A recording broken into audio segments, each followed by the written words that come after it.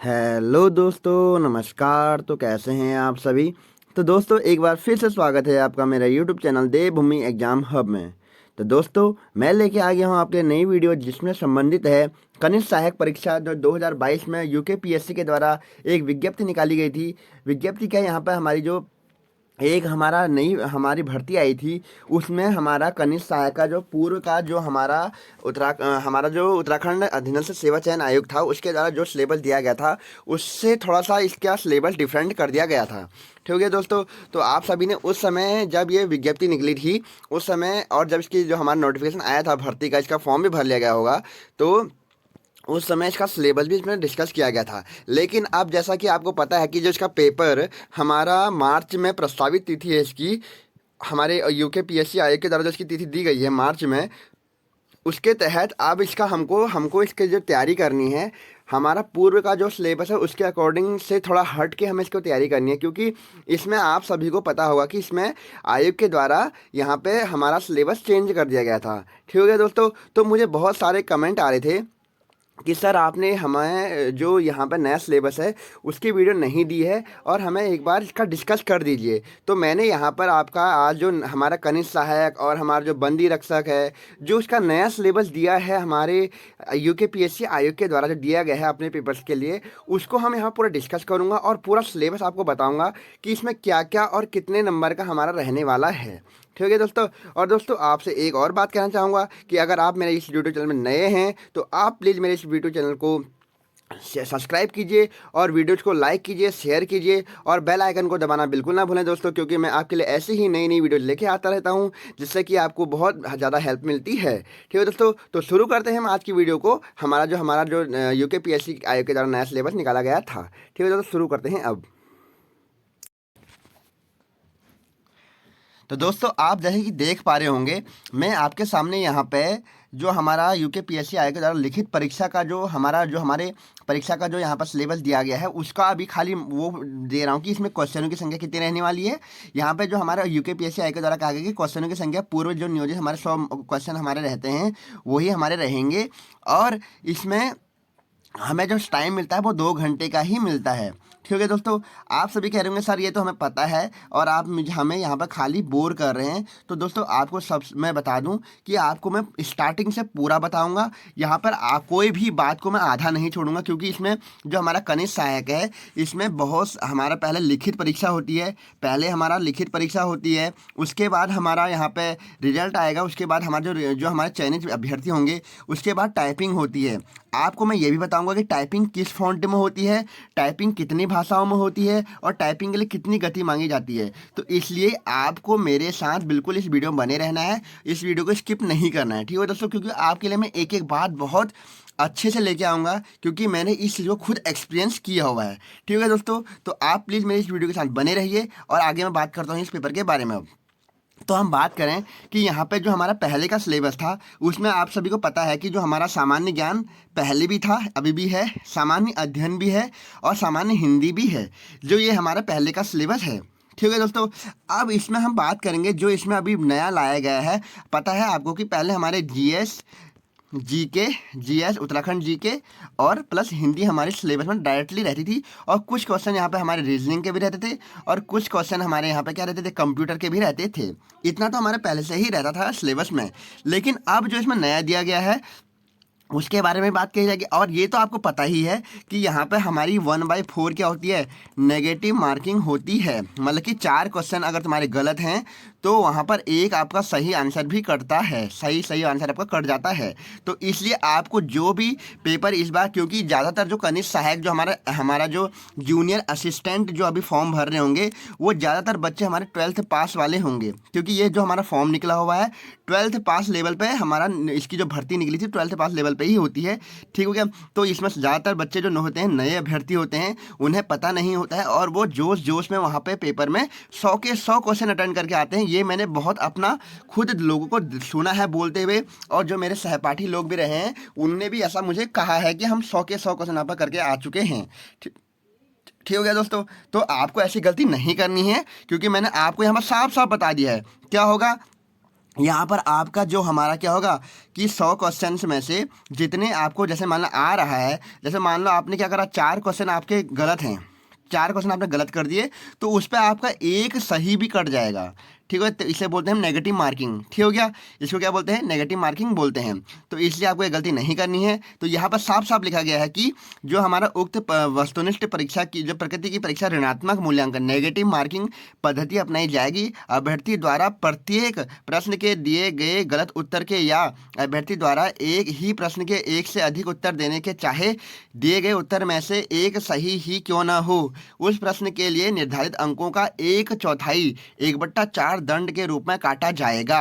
क्या होगा, या हमने क्या कहा, 4 गोले होते हैं ना दोस्तों, 4 गोले होते हैं, उनमें से हमें कोई भी एक क्वेश्चन हमें दिया हुआ है डॉट डॉट डॉट, है ना, ऐसे करके, तो उसका एक ही आंसर होता है। अगर आपने इनमें से कोई क्वेश्चन का आंसर गलत दिया तब भी गलत होगा। अगर आपने एक गोले से ज़्यादा गोला भी भरा वहाँ पे, या आपने एक गोले को भरने के बाद आपको आंसर आ गया और उस गोले को आपने खरोच दिया या कुछ कर दिया, तो वहाँ पर भी आपका वो क्वेश्चन गलत मान दिया जाएगा और वहाँ पर भी आप नेगेटिव मार्किंग के अंतर्गत पाए जाओगे। ठीक हो गया। इसलिए आपको जो आंसर आपको आता है उसको अच्छे से करना है, जल्दीबाजी बिल्कुल नहीं करनी है और खुर्चा खुर्ची बिल्कुल नहीं करनी है। कितने बच्चे क्या करते हैं वहाँ पे, अपना पानी या थूक का यूज करते हैं और उसको OMR शीट को खरोच देते हैं। वो काम बिल्कुल भी नहीं करना। जो क्वेश्चन गलत हो गया आपसे उसको गलत ही रहने दें, क्योंकि उससे आपकी OMR शीट गलत हो जाएगी अगर आप वहाँ पर थूक थाक लगाते हैं। इसलिए आपको बिल्कुल भी वहाँ पर थूक नहीं लगाना है और बिल्कुल भी नाखून से खुर्चा खुर्ची बिल्कुल नहीं करनी है। ठीक हो गया दोस्तों। तो आगे अगर हम बात करें, यहाँ पर हमारी नेगेटिव मार्किंग की बात हो गई है।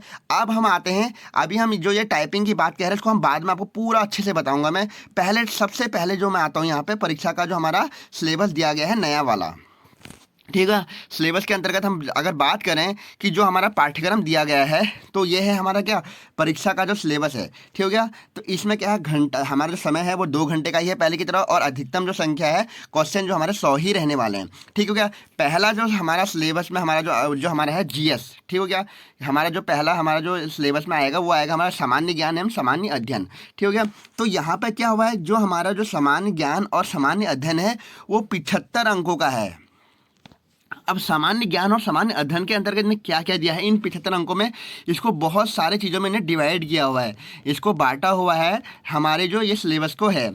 अब क्या क्या चीज़ों में बांटा है ये चीज़ को आपको बताना है मेरे को ढंग से, बिल्कुल स्किप ना करना। इसको मैं अच्छे से बता रहा हूँ। हो सकता है कुछ बच्चों को लग रहा हो कि बहुत ज़्यादा यहाँ पर डीप बताया जा रहा है, जिन्हें पता है उनको अच्छी बात है, फिर से आप देख सकते हैं कि सिलेबस में क्या दिया हुआ है। क्योंकि क्या होता है, उस समय हमने सिलेबस देखा हुआ होता है, उस समय हम रिकॉल नहीं कर पाते हैं, अभी हम इसको अच्छे से रिकॉल करा रहे हैं आपको। तो यहाँ पर क्या दिया है सिलेबस, पहला हमारा है सामान्य विज्ञान एवं कंप्यूटर से संबंधित जानकारी। इसमें देखो हमने क्या लिखा है, सामान्य विज्ञान कंप्यूटर संचालन की आधारभूत जानकारी में प्रश्न विज्ञान एवं कंप्यूटर की सामान्य समक्ष दैनिक जीवन में इनके अनुप्रयोग पर आधारित प्रश्न होंगे।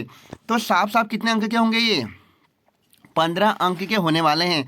इसमें क्या रहने वाला, हमारा जर्नल साइंस और हमारा जर्नल जो हमारे कंप्यूटर के जो आते हैं ना हमारे क्वेश्चन, वो इसी में रहने वाले हैं। वो कितने नंबर के रहेंगे, 15। उन 75 में से 15 नंबर के तो हमारा ये ही रहने वाला है। 75 प्रश्नों में से 75 नंबर में से 15 नंबर तो हमारे कंप्यूटर और सामान्य साइंस के हमारे रहने वाले हैं, विज्ञान के रहने वाले हैं। ठीक हो गया दोस्तों। अगर हम बात करें जो हमारा इसमें दूसरा जो पोर्शन रहने वाला है वो रहने वाला है भारत का इतिहास और भारतीय राष्ट्रीय आंदोलन। ठीक है, ये क्या है, ये आपको पता होगा कि हमारा जीके में आता है ना, भारतीय इतिहास हिस्ट्री का जो पोर्शन रहने वाला है वो रहने वाला है 7 अंक का। ठीक हो गया। मॉडर्न हिस्ट्री, एंशियंट हिस्ट्री, जो हम कहते हैं ना प्राचीन भारत और मध्यकालीन भारत और आधुनिक भारत, जो हमारी जो पुस्तकें होती हैं इनसे हमारा जो रहने वाला है ये हमारा 7 अंकों का नंबर। हमारे क्वेश्चन यहाँ पर 7 क्वेश्चन पूछ जाएंगे। 7 अंक इक्वल टू 7 क्वेश्चन, समझ गए। ऊपर हमारे क्या होंगे, और जबकि हमारा ऊपर था कंप्यूटर प्लस हमारा जो साइंस था वो हमारा कितना का था, 15 क्वेश्चन उसमें आएंगे। ठीक है, समझ लीजिए कि मेरे को जहाँ तक लग रहा है कि 11 से 12 क्वेश्चन साइंस के रहेंगे और जहाँ से 5 क्वेश्चन आपके कंप्यूटर के रहने के चांसेज हैं। ठीक है, 10 क्वेश्चन आपके साइंस के रहेंगे और 5 क्वेश्चन आपके कंप्यूटर के रहने के यहाँ पर चांसेज हैं। ये मैं आपको बता दे रहा हूँ क्योंकि आपने देखा होगा कि UKPSC आयोग कंप्यूटर का लेवल बहुत अच्छा पूछता है। और ये जो हमारी पोस्ट है वो भी हमारी क्या है, हमारी टाइपिंग पोस्ट है, कंप्यूटर से रिलेटेड पोस्ट है, तो यहाँ पर क्वेश्चन आने लाजमी हैं। ठीक हो गया। आगे अगर हम बात करें यहाँ पर हमारा दूसरा पोर्शन भी हो चुका है हमारे हिस्ट्री से। तीसरा जो हमारा है राजकीय व्यवस्था, हमारा जो पॉलिटी का सेक्शन है, पॉलिटी पॉलिटी मतलब हमारा जो हमारा राजनीति विज्ञान जो होता है हमारा, वहाँ से क्वेश्चन क्या आने वाले हैं, 6 क्वेश्चन हमारे वहाँ से आने वाले हैं। देख लीजिए, 5 क्वेश्चन हमारे साइंस और कंप्यूटर, 5 क्वेश्चन हमारे हिस्ट्री, 7 क्वेश्चन हिस्ट्री और 6 क्वेश्चन हमारे पॉलिटी से आने वाले हैं। ठीक हो गया। यहाँ पर सिलेबस भी डीप से दिया गया कि भारतीय राज्य व्यवस्था के अंतर्गत प्रश्न, भारतीय राज्य व्यवस्था, संविधान, पंचायती राज के आधारित प्रश्न होंगे। अगला हमारा चौथा पोर्शन रहने वाला है भारत का भूगोल एवं जनानांकी, जिसमें अब हमारा क्या चुका है, देखो ये अब हमारा जो आने वाला है ये है हमारा जियोग्राफी, GRAPHY, जियोग्राफी का पोर्शन हमारा रहने वाला है। जियोग्राफी में हमारा क्या रहने वाला है, देखो इसके अंतर्गत हमारे 7 क्वेश्चन रहने वाले हैं। जियोग्राफी भी हमारे 2 पार्ट में डिवाइडेड रहती है, वर्ल्ड जियोग्राफी और हमारे 3 भाग, वर्ल्ड जियोग्राफी, इंडियन जियोग्राफी और हमारी तीसरी भाग क्या रहता है इसमें, हमारा फिजिकल जियोग्राफी। ठीक हो गया। आपको इन चीज़ों को आपको तैयार करना है। अब बहुत सारे आगे इसको बताऊंगा कि बहुत सारे यहाँ पर कंफ्यूज हो होंगे, सर आप तो बहुत ज़्यादा डीप ले जा रहे हैं, तो मैं आपको बताऊंगा कि इसके लिए आपको कौन सी बुक पढ़नी है। ठीक है दोस्तों। अब हमारा आता है समसामयिक घटनाएं। समसामयिक क्या होता है, जो हमारा करंट अफेयर चलता है ना, करंट अफेयर के जो हमारे क्वेश्चन होते हैं उसके अंतर्गत हमने क्या, समसामयिक घटना के अंतर्गत आने वाला है 7 क्वेश्चन आने वाले हैं समसामयिक के अंतर्गत। इसके अंतर्गत प्रश्न उत्तराखंड राजकीय और राष्ट्रीय महत्व की समसामयिक घटना, जो हमारा करंट अफेयर का पोर्शन रहने वाला है वो रहने वाला है, इंडिया हो चाहे उत्तराखंड हो, उससे कितना रहने वाला है, 7 नंबर्स का रहने वाला है दोस्तों। ठीक है, 7 नंबर के यहाँ पर करंट अफेयर आने वाले हैं, तो इसलिए आपको करंट अफेयर भी अच्छे से तैयार करके जानी है। यहाँ पर 7 अंक दिया गया है, इससे ज़्यादा भी यहाँ पे एक क्वेश्चन रहने की संभावना है, क्योंकि आपने अगर पुलिस कांस्टेबल का पेपर देखा होगा तो वहाँ पे आप देख सकते हैं कि भारत और उत्तराखंड का मिला के 15 से ऊपर क्वेश्चन करंट अफेयर के पूछे गए थे दोस्तों वहाँ पर। तो आपको इसलिए इसको भी देख के जाना है। ठीक हो गया। अगर मार्च तक पेपर हो तो आपको कम से कम फरवरी तक के करंट अफेयर तो देख के ही जाने चाहिए और रट के जाने चाहिए, हमारे इंडिया और उत्तराखंड के हिसाब से। अगला हमारा छठा जो हमारा है उत्तराखंड का इतिहास, जो कि हमारे बच्चे बहुत ज़्यादा इस पर मेहनत करते हैं और इसका पोर्शन कुल 6 नंबर का रख दिया है। ठीक है, तुम्हें पता होगा कि यहाँ पे जो हमारा यूके पीएससी जो हमारा आयोग है वो उत्तराखंड का जो इतिहास है ना वो बहुत कम लेता है हमेशा को हर पेपर में। ठीक हो गया। वो ज़्यादा इसको डीप नहीं ले जाता है यूके एसएससी आयोग की तरह। ठीक हो गया। यूके एसएससी आयोग क्या करता था कि बहुत ज़्यादा डीप क्वेश्चन पूछ लेता था जिसका कि कोई औचित्य भी नहीं था। ठीक हो गया। अब जाके यहाँ पर यूके पीएससी आयोग ने सही कर रखा है कि यहाँ पर इन क्वेश्चन को कम, यहाँ पर जो हमारे ज़्यादातर जो डीप क्वेश्चन थे उन्हें नहीं पूछता है वो ज़्यादातर परीक्षा वाणी से बाहर भी नहीं जाता है। एक चीज़ आपको मैं बता दूं कि परीक्षा वाणी हमारे उत्तराखंड के पेपर्स के लिए एक रामबाण इलाज है, तो आपको ये परीक्षा वाणी कंठस्थ रट जानी चाहिए, इससे आगे कोई भी क्वेश्चन नहीं आता है। ठीक हो गया। आगे अगर हम बात करें, इसमें साफ साफ क्या लिखा हुआ है, देखो यहाँ पे कि जैसे लिखा है कि उत्तराखंड की ऐतिहासिक पृष्ठभूमि प्राचीन काल आरंभ 1200 ईस्वी तक, मध्यकाल, प्राचीन काल और उसके बाद हमारा प्रभावशाली राजवंश, जैसे कि हमने कहते हैं गोरखा आक्रमण, ब्रिटिश शासन, उसके बाद टिहरी रियासत और हमारा उनकी व्यवस्था और उत्तराखंड की भूमिका। जैसे मैंने इसमें क्या क्या होने वाला है, प्राचीन में आएगा चंद, पंवार वंश, चंद वंश, इसमें सारे इंक्लूड हो जाते हैं। ठीक है दोस्तों। परीक्षा वाणी और BS नेगी की बुक से अगर आपने पढ़ रखा है तो आपकी यहाँ पर ये कंप्लीट हो जाती है।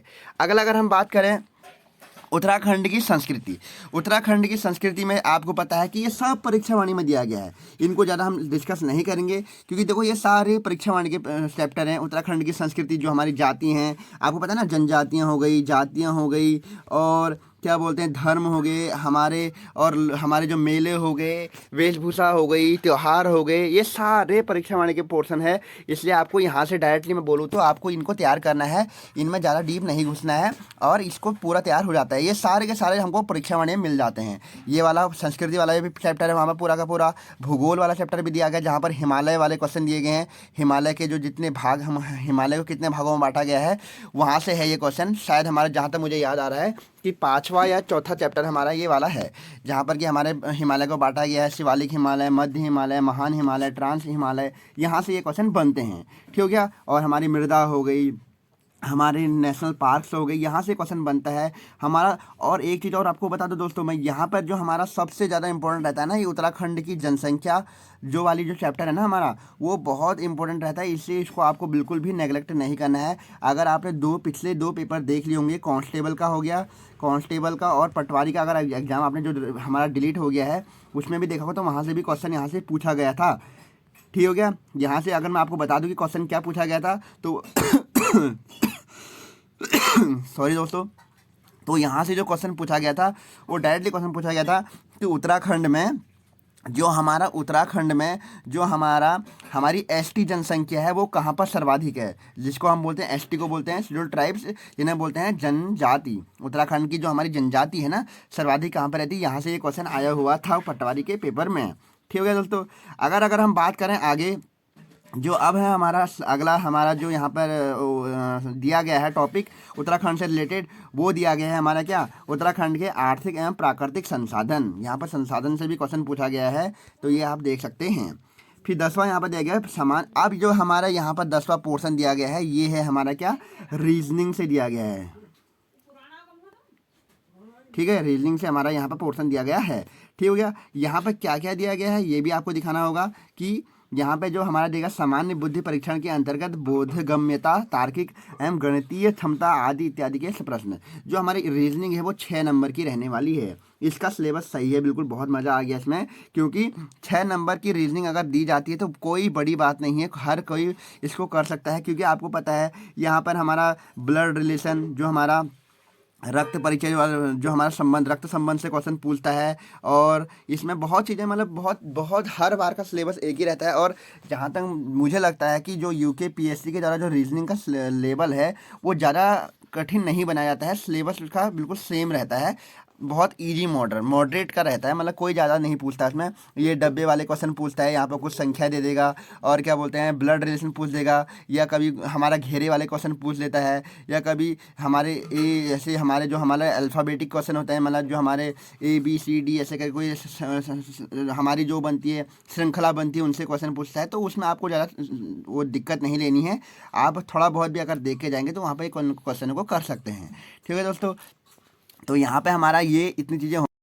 तो अगर हम बात करें नीचे इसमें क्या दिया गया है, हाँ यहाँ पे जो हमारा ये सिलेबस दिया गया है ये इंग्लिश मेथड में दिया गया है। अगर कोई भी हमारा स्टूडेंट या हमारा कोई भी दोस्त यहाँ पे जो इंग्लिश मीडियम वाला है तो उसको भी कोई दिक्कत वाली बात नहीं है, क्योंकि इस PDF को मैं अपने यहाँ पे कमेंट बॉक्स में, डिस्क्रिप्शन बॉक्स में इसका PDF डाल दूंगा, तो वहाँ से आप इसको डाउनलोड करके अपने पास रख सकते हैं। सेम जो ऊपर दिया गया है वही यहाँ पर ट्रांसलेट इंग्लिश में करा गया है और वही रहने वाला है। ठीक है दोस्तों, तो इसमें दिक्कत लेने वाली बात नहीं है। इसको डिस्क्रिप्शन बॉक्स में मैं इसको डाल दूंगा, इसका लिंक, या इसको पूरी PDF को ही डाल दूंगा, वहाँ से आप इसको डाउनलोड कर सकते हैं।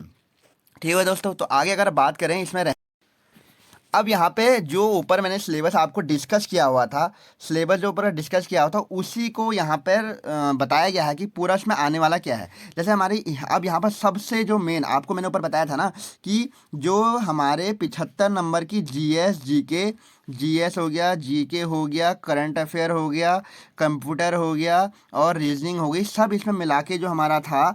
उसके बाद हमारा जो 25 नंबर का जो है हमारा हिंदी रहने वाली है। और यहीं पर यूके पीएससी ने सबसे बड़ा चेंजेस किया हुआ है पेपर में, क्योंकि अभी तक आपको पता होगा कि जो हमारा यूके एसएससी आयोग है, यूके एसएससी आयोग हमारा 20 नंबर की हमेशा हिंदी पूछता था। लेकिन यहाँ पर यूके पीएससी ने आयोग ने क्या कर दिया है कि यूके पीएससी ने यहाँ पर 20 की जगह 25 क्वेश्चनों की मात्रा बढ़ा दी है यहाँ पर, किसकी, हिंदी में। यहाँ पर अब हमारे कितने क्वेश्चन रहने वाले हैं, 25 क्वेश्चन रहने वाले हैं हिंदी में। यहाँ पर 5 क्वेश्चन यहाँ बढ़ा दिए गए हैं यूके पीएससी आयोग के द्वारा। जिनकी हिंदी अच्छी है उनके लिए बहुत ही गोल्डन अपॉर्चुनिटी हो सकती है ये कनिष्ठ सहायक का पेपर, कि वो आराम से इसको निकाल सकते हैं, क्योंकि 5 नंबर बहुत ज़्यादा होते हैं किसी भी पेपर को निकालने के लिए। ठीक है दोस्तों, तो यहाँ पर जो हमारा सिलेबस है इसमें आपको हिंदी का सिलेबस तो बहुत हमेशा का एक ही रहता है, जो यूके एसएससी का था वही यहाँ पर है। स्वर व्यंजन हो गए, स्वर और व्यंजन में वर्णों का वर्गीकरण हो गया, संज्ञा, सर्वनाम, व्याकरण, तत्सम, तद्भव, उपसर्ग, समास, समास भी यहाँ पर दिया गया है, क्योंकि यूके एसएससी में हमारा समास इंक्लूड नहीं था, तो यहाँ पर समास का ध्यान रख लेना। समास यहाँ पर दिया गया है, संधि, पर्यायवाची, विलोम शब्द, वाक्यांश के लिए एक शब्द, मुहावरे, लोकोक्ति और विराम चिन्ह यहाँ पर हमारा सिलेबस में रहने वाला है हिंदी के। यहाँ पर याद रख लेना कि यूके एसएससी में हमारा समास को इंक्लूड नहीं करा गया था, जबकि यहाँ पर जो हमारे यूके पीएससी आयोग के द्वारा जो हिंदी का सिलेबस दिया गया, इसमें समास को इंक्लूड करा गया है। ठीक है दोस्तों, अगर अब हम बात करें नीचे इसमें और क्या दिया गया है, तो इसमें यहीं तक यहाँ पर सिलेबस है। अब दोस्तों यहाँ पे बहुत से बच्चों के मन में ये आ रहा होगा कि सर आपने पूरा तो बता दिया, लेकिन ये नहीं बताया कि हमारा किस पोर्शन में कितना क्वेश्चन रहने वाले हैं, कि जैसे उत्तराखंड में कितने क्वेश्चन रहने वाले हैं, और हमारे हिंदी में तो आपको मैंने साफ साफ बता दिया है कि हिंदी में तो आपके 100 में से जो हमारे 25 क्वेश्चन है वो हिंदी के ही रहने वाले हैं। अब जो हमारा 75 क्वेश्चन ऊपर दिया गया है, इन 75 क्वेश्चनों में से कैसे कैसे हम बांटें इनको कि कितना क्वेश्चन किस पोर्शन में रहने वाला है, तो आपको मैं यहाँ पर साफ साफ बता दूं कि देख सकते हैं आप कि पहला जो हमारा यहाँ पर है ना, जीएस कंप्यूटर, और हमारा क्या बोलते हैं, जीएस हो गया और कंप्यूटर हो गया, इसके जो हमारा जो मतलब जनरल साइंस हो गया और कंप्यूटर जो हो गया, इसमें हमारे 15 नंबर के क्वेश्चन रहने वाले हैं। 15 तो ये हमारे हो गए, 75 में से 15 ये हो गए। 7 क्वेश्चन हमारे, आप देखो यहाँ पर अगर हम डायरेक्टली बोलें कि हमारे जनरल नॉलेज, हम जिसे बोलते हैं कि हिस्ट्री से हमारे कितने, हिस्ट्री, पॉलिटी और जियोग्राफी के कितने क्वेश्चन रहने वाले हैं, तो आप यहाँ पर देख सकते हैं कि 7 क्वेश्चन यहाँ पे हमारे क्या बोलते हैं, हमारी हिस्ट्री से रहेंगे, 6 क्वेश्चन हमारे यहाँ पे पॉलिटी से रहेंगे, और 7 क्वेश्चन हमारे यहाँ पे हमारे जियोग्राफी से रहेंगे। ठीक हो गया, तो आप देख सकते हैं कि 7 7 14, 14 और 6 20 क्वेश्चन की हमारी क्या रहने वाली है, यहाँ पर हमारा जनरल नॉलेज जो हमारे बोलते हैं ना, जो हमारे जनरल जो हमारी जीके होती है वो रहने वाली है। ठीक हो गया, कितना था, 15 नंबर का हमारा जनरल साइंस और कंप्यूटर रहेगा, और हमारे 20 नंबर का ये हो गया। अब अगर मैं यहाँ पर उत्तराखंड का पोर्शन देखूँ ना, यहाँ पर आप देख सकते हैं कि जो हमारा करंट अफेयर है 7 नंबर का है, और 6 नंबर का जो हमारा, आप देखो करंट हमारा उत्तराखंड कितना है, 6 नंबर का तो हमारा इतिहास रहेगा, प्लस 6 नंबर का इतिहास होगा, 6 नंबर का हमारा संस्कृति वाली को 12 नंबर हो गए, 12 और 8 यहाँ पर कितना हो गया, 20 हो गया, 20 और 7 27 हो गया, 27 नंबर की हमारी क्या रहने वाली है। तो दोस्तों मैं यहाँ पर साफ साफ आपको बता दे रहा हूँ कि 27 नंबर की आपकी यहाँ पर क्या रहने वाली है, 27 नंबर की आपकी यहाँ पर उत्तराखंड रहने वाली है। उत्तराखंड का पोर्शन घटा दिया गया है, क्योंकि जहाँ पर आपको 40 नंबर के क्वेश्चन दिखते थे यूके एसएससी आयोग के द्वारा, यहाँ पर उत्तराखंड में अब हमारा क्या कर दिया गया है, 27 क्वेश्चनों को रखा गया है, किसमें, उत्तराखंड के क्वेश्चनों को। ठीक है दोस्तों, यहाँ पर उत्तराखंड का यहाँ पर 14 क्वेश्चनों का, यहाँ पर कम से कम 13 क्वेश्चनों की यहाँ पर कटौती करी गई है, क्योंकि वहीं पर हमारा करंट अफेयर का पोर्शन यहाँ बढ़ा दिया गया है, और यहाँ पर जीएस को इंक्लूड करके यहाँ पर हमारे उत्तराखंड के क्वेश्चन को कम कर दिया गया है। ठीक है दोस्तों, तो यहाँ पर मैंने आपको पूरा बता दिया है यहाँ पर सिलेबस। अब दोस्तों यहाँ पर हम डिस्कस करेंगे यहाँ पर कि जो बच्चे यहाँ पर हमारे यहाँ पर जो पेपर पास कर लेंगे उसके बाद क्या होता है। तो उसके बाद क्या होता है आपको बताऊं, अगर यहाँ पर हम बात करें टाइपिंग की, जो टाइपिंग हमारी होती है ना, अगर मान लो हमारे कुछ जैसे ना पेपर हुआ, पेपर होने के बाद हमारे बच्चे पास हो जाते हैं, पेपर हमारा क्लियर हो जाता है, लिखित परीक्षा पास करने के बाद हमारा क्या होगा, मेरिट बनेगी। जो मेरिट में बच्चे आएंगे उनको टाइपिंग के लिए बुलाया जाता है। अब टाइपिंग यहाँ पर हिंदी तो होती ही होती है, हिंदी के साथ यहाँ पर इंग्लिश टाइपिंग भी होती है। ठीक हो गया। अब आप बच्चे बोलेंगे सर आप गलत बोल रहे हो, तो ये बिल्कुल मैं सही बोल रहा हूँ कि यहाँ पर टाइपिंग दोनों में होती है यहाँ पर, लेकिन इंग्लिश वाले के लिए आपकी चॉइस होती है कि आप इंग्लिश में टाइपिंग देना चाहते हैं या नहीं। अगर आप देखेंगे कि यहाँ पर अगर कोई भी पोस्ट कनिष्ठ सहायक के अंतर्गत पोस्ट निकाले गई थी, बहुत सारे डिपार्टमेंट में निकाली गई होंगी, तो वहाँ पे किसी पोस्ट में हिंदी के साथ इंग्लिश टाइपिंग भी मांगी गई होगी। तो वहाँ पे जहाँ पे अगर आपने दोनों टाइपिंग दी, तो जो आपकी फाइनल मेरिट बन के आती है सिलेक्शन वाली, अगर आपने हिंदी और इंग्लिश दोनों टाइपिंग दे रखी हैं, तो आपका सिलेक्शन पूरे मेरिट में से बनेगा। समझ लो मेरी बात को यहाँ पे कि आपका सिलेक्शन जितनी पोस्टें होंगी वो टोटल पोस्टों में से आपका सिलेक्शन होगा। ठीक है, वहाँ पर आपकी जो मेरिट होगी वहाँ देखी जाएगी। लेकिन अगर आपने यहाँ पे खाली हिंदी टाइपिंग ही दी, तो अगर आप हिंदी टाइपिंग देंगे तो आप खाली सिलेक्शन हिंदी टाइपिंग वालों में ही एलिजिबल रहेंगे। यहाँ पर आपकी जो जहाँ पोस्टें इंग्लिश टाइपिंग के लिए भी निकली होंगी, वहाँ पे आपका सिलेक्शन नहीं, मतलब वहाँ पर आपको नहीं लिया जाएगा। वहाँ पर आप, इसका मतलब जैसे मान लो आपको समझ में नहीं आया तो मैं बता रहा हूँ कि जैसे मान लो 100 पोस्टें निकली हैं कहीं पर, ठीक हो गया, इन 100 पोस्टों में से 25 पोस्टें ऐसी हैं जिसमें कि हिंदी और इंग्लिश टाइपिंग मांगी गई है। ठीक हो गया, हिंदी इंग्लिश दोनों टाइपिंग मांगी गई है। लेकिन और 75 पोस्टें ऐसी हैं कि जिनमें खाली हिंदी टाइपिंग मांगी गई है। अब कुछ बच्चे ऐसे रहते हैं कि जो क्या करते हैं, खाली हिंदी टाइपिंग देते हैं, और कुछ बच्चे ऐसे रहते हैं कि जो दोनों ही टाइपिंग को देते हैं। अब जो मान लो, अब ये भी होता है और कितनी बार ऐसा भी होता है कि कुछ कुछ बच्चे ऐसे होते हैं कि जो हिंदी टाइपिंग पास कर लेते हैं, और कुछ बच्चे क्या करते हैं, हिंदी टाइपिंग तो करते हैं और इंग्लिश टाइपिंग भी देते हैं, लेकिन इंग्लिश टाइपिंग पास नहीं कर पाते हैं। तो उसमें क्या होता है कि वो भी अब हिंदी में ही काउंट किए जाते हैं। ठीक हो गया, इसमें कोई बात नहीं होती कि अगर आपने हिंदी टाइपिंग पास कर ली, तो आपने अगर हिंदी टाइपिंग पास कर ली और इंग्लिश टाइपिंग पास नहीं कर पाए, फिर भी आप पेपर से बाहर नहीं होते हैं, क्योंकि वो इंग्लिश टाइपिंग आपकी ऑप्शनल रहती है। लेकिन अगर आप टाइपिंग देने गए और हिंदी टाइपिंग आपने क्रॉस नहीं करी, तो आप सीधे पेपर से बाहर हो जाते हैं। वहाँ पे आपको कोई भी मौका नहीं दिया जाता है पेपर में दोबारा में रिटर्न करने का। ठीक है दोस्तों, और मैं बता रहा था कि आपको जहाँ पर दोनों टाइपिंग देंगे, तो आप क्या होंगे, पूरे टोटल जितने भी पोस्ट हैं वहाँ पर हम फाइट करेंगे। अगर आप पूरे मतलब आप इंग्लिश टाइपिंग नहीं देंगे, तो आप केवल वहाँ पर फाइट करेंगे जितने की हिंदी वाली पोस्टें हैं। ठीक है दोस्तों, इस बात को अब ज़्यादा नहीं घुमाऊंगा मैं। अगर आपको अभी समझ में नहीं आया, तो इसके लिए मैं अलग से एक वीडियो बना के ले आऊँगा कि टाइपिंग का क्या प्रोसेस रहने वाला है। अब अगर बात करें हम कि हमारा जो टाइपिंग रहती है, हिंदी टाइपिंग जो होती है हमारी, हिंदी टाइपिंग किस फॉन्ट में होती है, तो डायरेक्टली मैं बता दूं आपको कि जो कृतिदेव, जो हमारी कृतिदेव जो फॉन्ट 010 का होता है, 010 का जो फॉन्ट होता है, इसमें हमारी टाइपिंग होती है। और टाइपिंग जो मांगी जाती है, 4000 डिप्रेशन की मांगी जाती है। कितनी मांगी जाती है? 4000 डिप्रेशन की यहाँ पर टाइपिंग मांगी जाती है। अब आप बच्चे पूछेंगे सर 4000 डिप्रेशन की कितना होता है, तो आप सभी को मैं बता दूं कि जो 4000 डिप्रेशन की होता है, ये हमारा पर 1 मिनट में कम से कम आपको लगभग 14 से 15 वर्ड पर मिनट की स्पीड आपको निकालनी होती है। यहाँ पर आपका सिलेक्शन श्योर हो जाता है। ठीक है दोस्तों, आपको मैं सही बता रहा हूँ, कोई भी फेक न्यूज़ नहीं दे रहा हूँ, क्योंकि मैं ऑलरेडी यहाँ पे क्वालिफाइड हूँ। तो इसलिए आपको इस बात को बिल्कुल भी नेगलेक्ट नहीं करना है, क्योंकि ये आपको मैं साफ साफ अपना एक्सपीरियंस बता रहा हूँ, और मैं दोनों टाइपिंग क्वालिफाइड हूँ यहाँ पे। ठीक है दोस्तों, तो इसलिए आपको बिल्कुल भी यहाँ पे नेगलेक्ट नहीं करना है। यहाँ पे आपको मैं सही सही बता रहा हूँ कि यहाँ पर 14 से 15 आपको मांगी जाती है। और सेम आपको इंग्लिश का भी यहाँ पे रहता है, इंग्लिश टाइपिंग का भी आपको यही रहता है कि आपको क्या 14 से 15, अधिकतम 16 मान सकते हैं, इससे ऊपर यहाँ पे आपकी नहीं रहती है वर्ड पर मिनट की स्पीड, इतनी आपको लानी ही होती है। और आपको यहाँ पर ये अभी आपको तैयारी करने की ज़रूरत है भी नहीं, क्योंकि इसमें आपको बहुत टाइम मिलता है टाइपिंग करने के लिए। क्योंकि 2 महीने अगर आप टाइपिंग करेंगे, 2 मंथ भी आप टाइपिंग करेंगे, तो आपकी स्पीड आराम से बन जाती है किसी भी फॉन्ट में।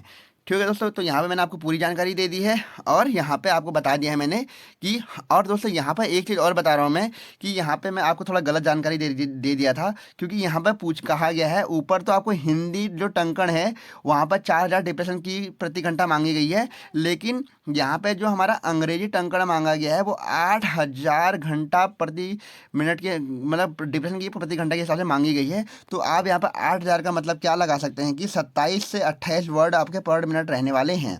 ठीक है दोस्तों, यहाँ पे मैंने थोड़ा ध्यान नहीं दिया, तो इसलिए मैं आपको बता दे रहा हूँ कि 27 से 28 वर्ड आपके पर मिनट रहने वाले हैं, इससे ऊपर नहीं रहेंगे। और इंग्लिश टाइपिंग जो होती है बहुत आसान होती है दोस्तों हिंदी टाइपिंग के मुकाबले, तो वो आराम से आपकी बन जाती है, इसको चिंता करने की कोई बात है ही नहीं।